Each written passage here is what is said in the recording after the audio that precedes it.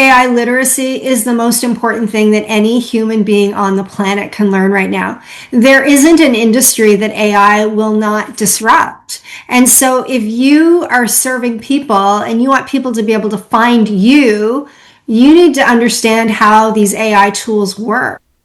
Welcome to the Engaging Doctors podcast.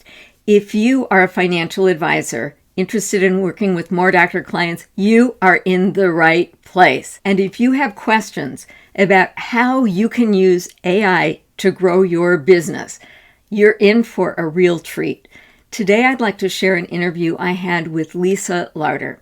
Lisa is a brilliant strategist who helps businesses become more profitable. Lisa has been my own coach and mentor. Lisa understands the kinds of compliance issues that financial advisors run into. She's got financial advisor clients. So I think that the information that she will share with you today about how you can use AI to grow your business will be applicable. Stay until the end of the podcast because Lisa is going to make you a special offer. So let's dig in. Well, Lisa, it is such a delight to have you on the podcast. Thank you for joining us. Thank you for having me. I'm thrilled to be here with you. I was just turning back the hands of time. And what I realized is that the very first thing I bought from you was a course about how to use social media to grow your business. I think that was 2015 or 2016. Really? A lot has changed since then, huh? Wow, it certainly has. My goodness. I remember those days, the days of, social media starting out and teaching people how to use social media, how to show up in the public square and leverage it for their business. It was so much fun.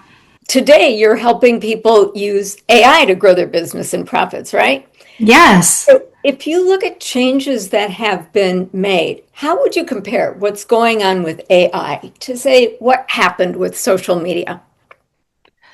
When I think back to social media, I started doing work in social media probably 2008. And I remember people thinking that it was a fad.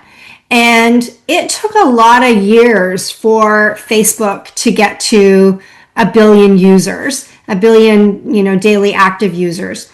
And I would probably say that AI is like I don't know what they call them in Europe, like those trains that go really, really, really, really fast in comparison to an old-fashioned train that just kind of, chugs along. The speed at which change is happening and the speed at which people are adopting AI is incredible.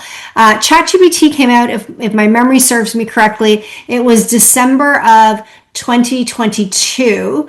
And a couple of months ago, they were already boasting 700 million daily active users. It took Facebook, I think, a decade to get to that number. So 3 years instead of 10 years, it's just moving really fast. Financial advisors, should they be learning about AI right now? I think AI literacy is the most important thing that any human being on the planet can learn right now. There isn't an industry that AI will not disrupt. And so if you are serving people and you want people to be able to find you, you need to understand how these AI tools work, because your customers are not going to be finding you through traditional means anymore. They're going to be finding you through tools like AI. And if you don't understand what that user experience is like, then you're not going to be as qualified to actually sell to them when they arrive on your doorstep, because you have not walked the path that they walked. So there's a lot of things that AI is disrupting right now. One of the biggest things is website traffic. It used to be, in the olden days, you wanted to get as much traffic to your website as you could, and hopefully you would shake out a couple leads at the bottom. Most companies are reporting a 50% decline in website traffic this year. And the reason for that is because people are getting the answers to the information that they're looking for through AI. They're not doing the traditional Google search and then hunting and pecking through links. They're using AI to get recommendations. And so the traffic that goes to your website directly from AI is far more qualified and informed. I think that I read a stat somewhere that says they are 5 times more likely to make a buying decision than traffic that comes through organic search. What does somebody need to do in order to be found by AI? There's a bunch of things that people need to do. Large language models, LLMs, things like ChatGPT, Gemini, Claude, Perplexity, Copilot, what they do is they go out and they learn from all the information that is on the internet. And there are certain things that AI, these LLMs do look for that's different from what Google would look for. A lot of the things that you do for SEO is also good for AI, but they're gathering information from all kinds of sources. And so instead of giving, Google would give you a link, which was essentially a keyword match. This page has enough credibility and it has the right keywords that it sounds like it's one of the links on the first page of Google that might be helpful to you. AI is actually almost like aggregating all the information about the product, service, solution that somebody is looking for, and it's making a very specific recommendation. So if you're not creating content online, it's going to be hard for AI to find you. If your website doesn't have certain key descriptors on pages about you, it's going to be hard for AI to find you. If you're using, let's say, trust symbols that are images, but you're not writing the words, AI can't read images, it reads words. So there's a bunch of little things that people need to do in order to be found. And some people might be thinking, oh, well, my website traffic is down, therefore I don't need to use AI. It's the exact opposite. Your website traffic is down, which means you need to be doing more to appease AI because the traffic that does go to your website really, really matters. So I think there's a couple of things. I think the first thing that I would say that your financial planners need to understand is they need to understand AI literacy. They need to understand the terms, what they mean, what this stuff is. Because if their customers are doing, let's say, financial planning research and they're using AI as the first place that they go to get information, they might be questioning you in ways that you don't expect because of what they're learning from AI. So it's really important that you understand the tools, you understand the language, and you have proficiency in terms of how you use it. The second thing that I would say they need to really understand is how do you communicate with AI? So the fancy word is called prompt engineering. And really all that means is how do you talk to one of these LLMs? And there are a bunch of different ways that you can do that. So you want to know how to do that because your customers are doing that. So if you don't have experience having those exchanges, it's going to be hard for you to understand what it's like for them when they're having those exchanges. The third thing I would say is learning how to think strategically. AI can be a great strategic thought partner. Some people use AI to do a lot of the work for them, a lot of the heavy lifting. I like to think of AI as a collaborative partner that can help me think through things. And some of the things that it might help me think through is content creation. Now, I know in financial planning, you have some compliance rules around things that you can and can't say. I bet you if you went to AI and you learned how to prompt well, AI could help you generate content that would be approved by compliance every day because it's read all the compliance rules and it understands it. So it can help you actually create more compliant ready content faster than you've ever done before. A lot of people think of a website as sort of one and done. I'll revisit it in 2 years and 5 years. What you're saying is that it's not static anymore. It needs to be growing. Totally. It needs to be growing. It needs to be really, really specific. And you need to have specificity and location preferences. So I live in Ormond Beach, Florida. Chances are if I'm looking for a financial planner, I'm going to say I'm looking for a financial planner in Ormond Beach. Or I might say I'm looking for a financial planner in Daytona. Or I'm looking for a financial planner in Orlando. But I'm also going to say I'm looking for a financial planner in Orlando who specializes in helping entrepreneurs. Or I'm looking for a financial planner in Orlando who specializes in high net worth individuals. Like, you have to start thinking about what this is why prompt engineering, understanding how to communicate, is important.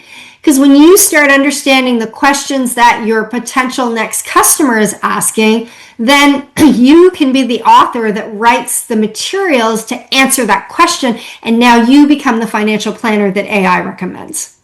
Can AI help you understand what those prompts should be? Yes, absolutely.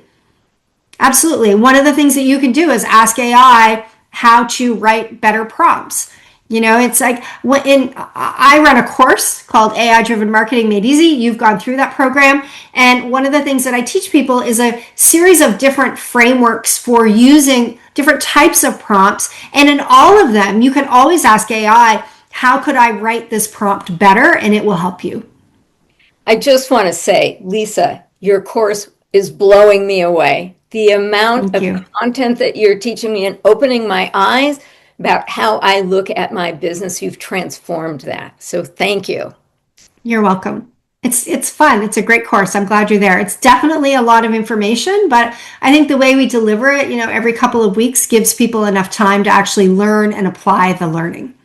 Yeah, there are certain things that we do, we historically have done. I know one of the things that impressed me the most about you is your bold decision to stop doing certain things. Now with AI, are there things that we should stop doing? What should you stop doing with AI? I think you should stop staring at a blank page. So, a lot of times when it comes to anything that we need to do, the hard part of getting started is getting started. So, whether it's writing an SOP, whether it's writing a proposal, whether it's writing a report, whether it's writing an email or blog content, we often stare at the page and say, I don't know what to say. When you learn how to communicate with AI, you can get AI to help you create that first draft, and then you can edit from there. I'm a really big believer in protecting my voice. So I don't like AI to write for me. But what I will do is I will use AI to summarize notes for me. I will use AI to help me get a framework or bullet points. I use it to help me get started. And I think sometimes we spend too much time in analysis paralysis because we don't, a lot of us are perfectionists and we haven't got it all figured out. But if you use AI to help you go from basically a blank page to something that's started, it will propel you into motion a lot faster. Lisa, I'm just wondering if maybe we could think through a little project together. So, a lot of financial advisors license the intellectual property in my books, The 9 Money Mistakes That Doctors Make. So basically, I've given them permission to use these 9 money mistakes, and it's very effective reaching out to doctors. How could AI help use this as a tool to engage more doctor prospects? Your book is approved by compliance? Yes, it is. So one of the ways that they could use the book is they could upload the transcript to AI, and they could get AI to help them create pieces of content for social media, pieces of content for their blogs, pieces of content for their newsletters, which helps them in turn to have an easier time marketing themselves. What I know about financial planners and all the years that I've worked with them is they're often hesitant to put things out there because they're afraid of compliance. And I think that AI can help them get over that fear, because I think AI can also write things that are compliant. Because if you tell AI the industry that you're in and you ask AI to review something like it is a compliance board, it will do that for you. And that will ensure that whatever it is you're creating, if you have to send it to compliant, is 99% chance that it will be approved. Oh, I am loving that. And I imagine AI can also tell you how to make tweaks so the content is compliant also. I'm sure it can tell you how to do that, for sure.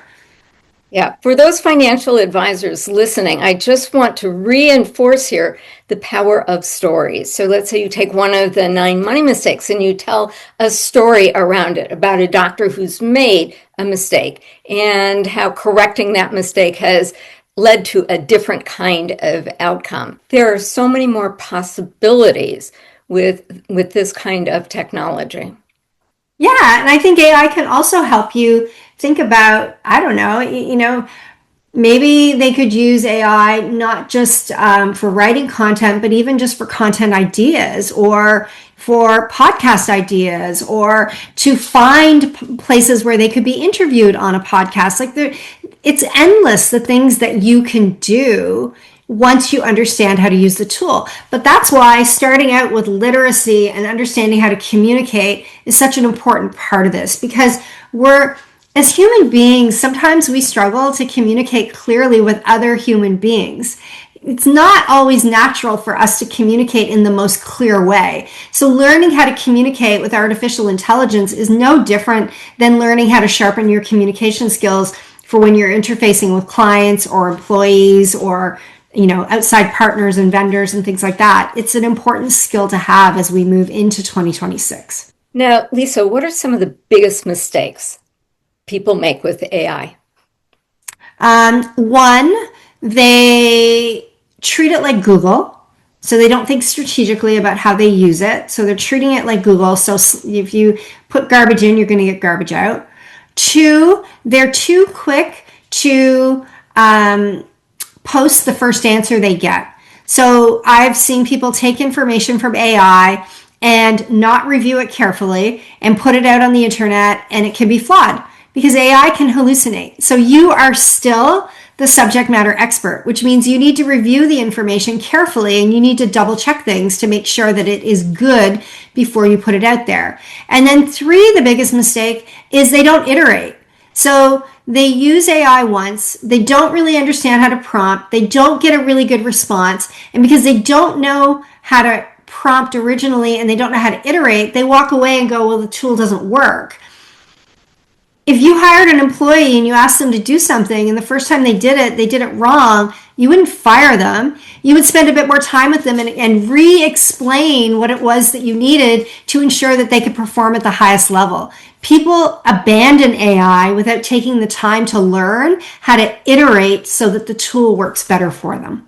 Could you give us some concrete examples about how your clients are using AI to become more profitable?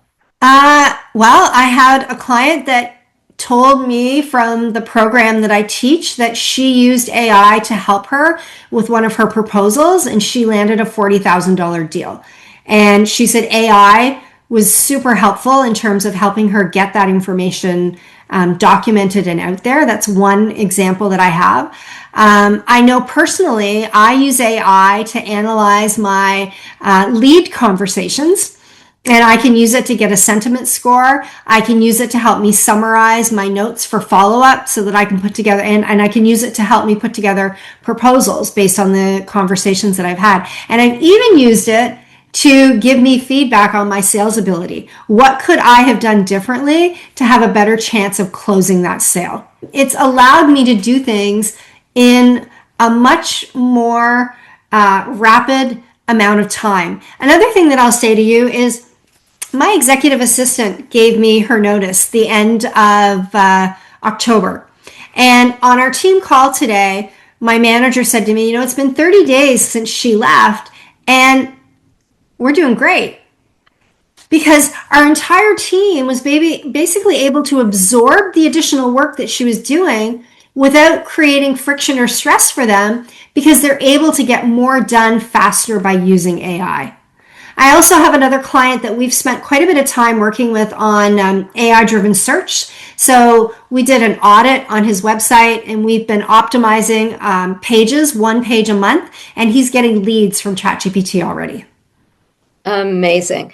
And what are some of the fun applications that you personally use for ChatGPT? I love to cook. And so I use not just ChatGPT, I use Claude.ai as my cooking companion. So I will give it examples of things that I want to cook and get recipes from there on a regular basis. I have taken pictures of the ingredients in my fridge and asked what I should make for dinner and got, great responses from AI. It's amazing that it can actually scan my fridge and tell me, what I can make for dinner. And then I really love the Nano Banana, which is Gemini's image creator. It makes it really fun and easy for me to create graphics using dachshunds. So if you're watching the video of this, you'll see that I have dachshunds on the wall, dachshunds on my shelf. I am a dachshund owner. I have two of them. And so dachshunds are weaved into a lot of my marketing, and AI makes it easy for me to generate fun photos of them. Fun, fun, fun. All Mm-hmm. right. Well, I've asked you a whole bunch of sort of AI basics. Are there any other questions that I should be asking you that I haven't yet? Oh, gee, that's a good question. I don't know. Maybe, why should people be investing in their learning when it comes to AI right now? Like, I really am a big believer that AI is going to disrupt every single industry. And there are going to be those that are early adopters that are on the wave of that disruption, and there are going to be those that are on the sidelines that get taken out by the wave. And so I think that right now, the people that are on that early curve, the people that are riding the wave, they're learning how to integrate AI into everything that they do, are the people that have the biggest chance of being successful as AI permeates our society. It's not going away. And so if you stand on the sidelines, all you're doing is allowing your competition to get ahead of you. Well, Lisa, let's say a listener wants to learn more about AI. Do you have ways that they can do that with you?